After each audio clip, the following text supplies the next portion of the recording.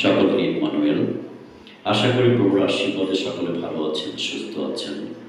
আমিও ভালো আছি। মহান প্রভুকে ধন্যবাদ দিই, তিনি সর্বদা তার অনুগ্রহের হাত, তার আশীর্বাদের হাত আমাদের উপর রেখেছেন। তার হৃদয় থেকে, অন্তর থেকে প্রভুর গৌরব করি, প্রশংসা করি। আজ আমি পবিত্র বাইবেল থেকে একটি ঘটনা আপনাদের মাঝে শেয়ার করব। একদিন বিকেল বেলায় প্রার্থনা করার জন্য পিতর ও যোহন উপাসনা করা যাচ্ছিলেন।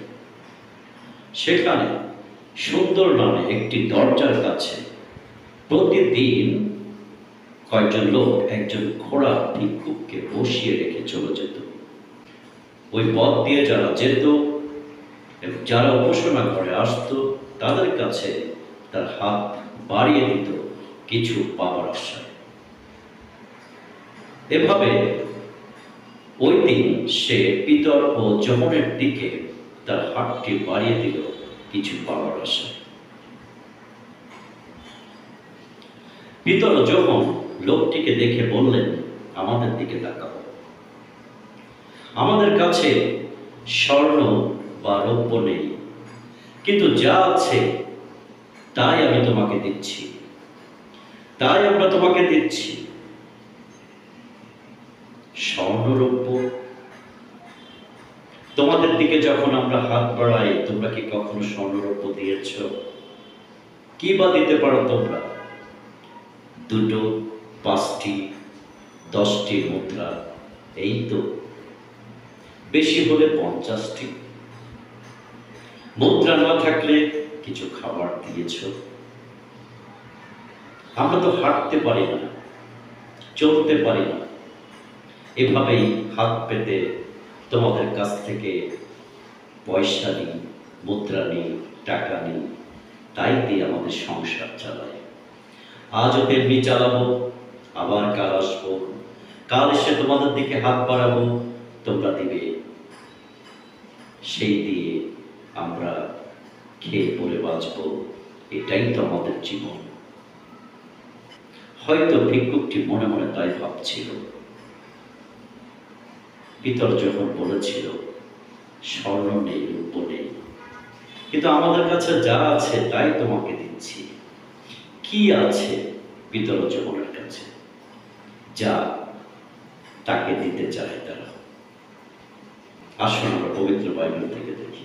প্রেরিত 3 অধ্যায়, এখানে উল্লেখ রয়েছে। তখন পিতর বললেন, আমার কাছে সোনা রূপা কিছু নেই, কিন্তু যা আছে তাই তোমাকে দিচ্ছি।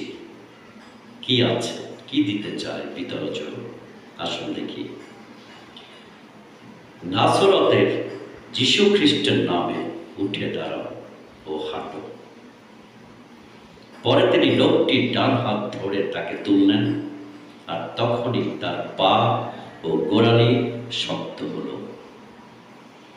সে লাফ দিয়ে উঠে দাঁড়ালো এবং হাঁটতে লাগলো। পরে সে হাঁটতে হাঁটতে, লাফাতে লাফাতে এবং ঈশ্বরের প্রশংসা করতে করতে তাদের সঙ্গে উপাসনা ঘরে গেল। পিতর যোহন নাসরতের যীশু খ্রিস্টের নামে লোকটির ডান হাত ধরে টেনে তুললেন। আর এই কথা লেখা আছে, সঙ্গে সঙ্গে সে ভিক্ষুকটির পা এবং গোড়ালি শক্ত হলো। যে কিনা দাঁড়াতে পারত না, হাঁটতে পারত না, সে এখন লাফিয়ে লাফিয়ে উপাসনা ঘরে চলে গেলেন ঈশ্বরের প্রশংসা করতে করতে। এটাই ছিল প্রভু যিশুর আশীর্বাদ, প্রভু যিশুর অনুগ্রহ। প্রভু যিশুর অনুগ্রহ সে ভিক্ষুকটি পেয়েছিল, সঙ্গে সঙ্গে পেয়েছিল। আর যার জন্য লোকটির ভিক্ষা বৃত্তি থেমে গিয়েছিল, কষ্টের জীবন থেমে গিয়েছিল। কি বা দিতে পারে পিতর যোহন? পিতর যোহন এমন কিছু দিয়েছিল যেটা পাওয়ার পর ভিক্ষুকটির সঙ্গে সঙ্গে ভিক্ষা বৃত্তি থেমে গিয়েছিল। একটি সুন্দর জীবন পেয়েছিল ভিক্ষুকটি। তাকে আর মানুষের কাছে হাত পাততে হবে না। আনন্দে আনন্দে লাফাতে লাফাতে সে ঈশ্বরের প্রশংসা করতে লাগলো। খুবই আনন্দ সে পেয়েছিল, সত্যি খুবই আনন্দ।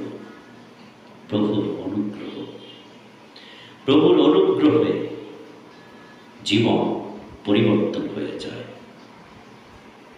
প্রিয় ভাই, হয়তো আমাদের পায়ের গোড়ালি শব্দ আছে, কিন্তু আমাদের ভেতরের যে মানুষটি আছে সেখানে কি আমরা পঙ্গু অবস্থায় আছি, যার জন্য আমাদের অনেক কষ্টে জীবন অতিবাহিত করতে হচ্ছে। আমরা পড়ে আছি পঙ্গু অবস্থায়, হাঁটতে পারছি না, চলতে পারছি না, লাফাতে পারছি না। বিশ্বাসে প্রভুকে বলুন, প্রভু আপনার প্রতি আমার প্রতি অনুগ্রহ করবেন, আর সেই অনুগ্রহে সেই লোকটির মতো আমাদের জীবন এমন পরিবর্তন হবে যে আমরা আনন্দে লাফাতে থাকবো আর ঈশ্বরের প্রশংসা করতে থাকবো।